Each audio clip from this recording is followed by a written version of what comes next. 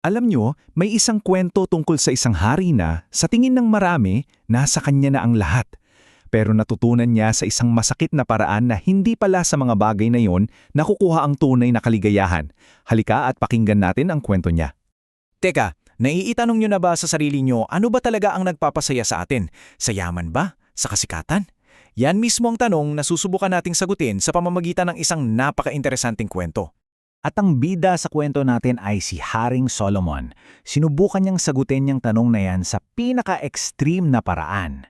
So yan ang sinubukan niyang gawin. Isang malaking eksperimento kung saan kinuha niya as in lahat ng pwedeng magpasaya sa isang tao. Tingnan natin kung anong natuklasan niya. Paano ba nagsimula ang lahat ng ito? Well, huwag niyong isipin na nagsimula siya sa wala kasi sa totoo lang, nagsimula siya sa pinakatuktok na mayroon na siyang mga biyaya na halos imposible nating isipin. Isipin niyo to, 2 beses siyang personal na kinausap ng Diyos. At binigyan siya ng, grabe, karunungan na walang kapantay, kayamanan na di mo masukat at isang espesyal na pangako ng proteksyon. Halos lahat na yata ng pwedeng hilingin ng isang tao na ibigay na sa kanya. Pero, eto na, kahit nasa kanya na ang lahat ng yon, parang may kulang pa rin. Kaya dito na nagsimula yung kanyang personal na paghahanap. Hinanap niya ang kaligayahan hindi sa kung saan, kundi sa mga bagay na nakikita, nahawakan at nabibili. So, una niyang sinubukan? Mga building. At hindi lang basta-bastang bahay pinag-uusapan natin dito yung mga palasyo, mga proyektong sobrang laki at sobrang ganda, talagang mapapawaw ka. At hindi lang yan tumigil sa mga gusali, gumawa rin siya ng mga hardin na parabang paraiso na sa lupa. Punong-puno ng lahat ng klase ng halaman, mga puno ng prutas, yung tipong lahat ng maganda sa mata itinanim niya. At syempre, paano natin makakalimutan yung yaman? Nag-ipon siya ng sandamakmak na pilak at ginto. Sapat para masabing siya na yung pinakamayaman sa buong mundo noong panahon niya.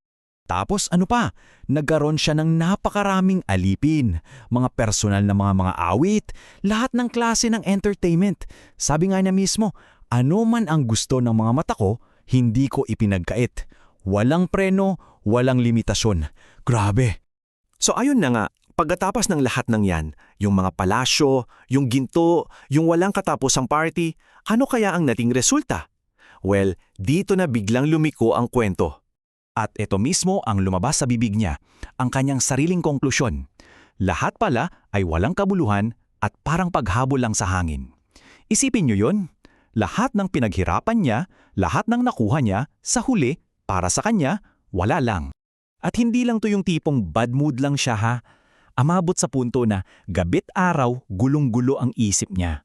Punong-puno ng lungkot. Yung taong nasa kanya na ang lahat, sa loob-loob pala niya may malaking butas. Pero hindi pa dyan nagtatapos ang lahat. Kasi dahil sa pagkaligaw niya ng landas, dumating na yung tinatawag nating wake-up call. Isang mensahe na hindi niya pwedeng basta-basta na lang baliwalain. Bigla na lang, parang kabute, nagsulputan yung mga problema. Nagkaroon ng mga kaaway galing sa labas, sina Hadad at Rezon. Pero ang pinakamasakit, kahit yung sarili niyang pinagkakatiwala ang lingkod si Jeroboam, kumalaban sa kanya. Unti-unti nang nagkagulo sa kaharian niya. At tapos, heto na yung pinakamabigat na suntok. Isang propeta ang nagdala ng mensahe mula sa Diyos na sinabing, ahagawin ko ang kaharian mula sa iyo at ibibigay ko sa lingkod mo. Yun na siguro yung huling patak na tuluyang gumising sa kanya. At mula sa sandaling yun, nagbago ang lahat para kay Solomon. Nagsimula na niyang makita kung saan siya nagkamali. At ngayon, may bago na siyang misyon sa buhay. In a way, para siyang isang taong pagod at uhaw na uhaw. Tinalikuran na niya yung mga sirang balon, yung mga bagay sa mundo na akala niya makakapawi ng uhaw niya pero hindi pala. Sa halip, bumalik siya sa tunay na bukal ng buhay. Dito natin makikita yung transformation, di ba? Yung dating paglimot sa Diyos, naging paggalang at takot. Yung dating puro sariling kasiyahan lang, naging pagsunod sa kanyang mga utos. At yung pag-iipon ng kayamanan, naging pagtulong na sa kapwa. Kaya pagkatapos ng lahat ng pinagdaanan niya, yung lahat ng yaman, lahat ng sakit, etong naging ultimate realization niya. Ang buong layunin pala ng buhay ng isang tao ay simple lang, matakot sa Diyos at sundin ang kanyang mga utos. Okay, so ngayong punta naman tayo sa huling aral na gusto niyang ipamahagi. At ito, para sa akin, ay yung pinakamahalaga sa lahat, para sa ating lahat. Sabi niya at pakinggan nyo to, ang karunungan ay mas mabuti kesa sa mga sandata ng digmaan, pero ang isang makasalanan ay sumisira ng maraming kabutihan. Anong ibig sabihin yan? Simple lang.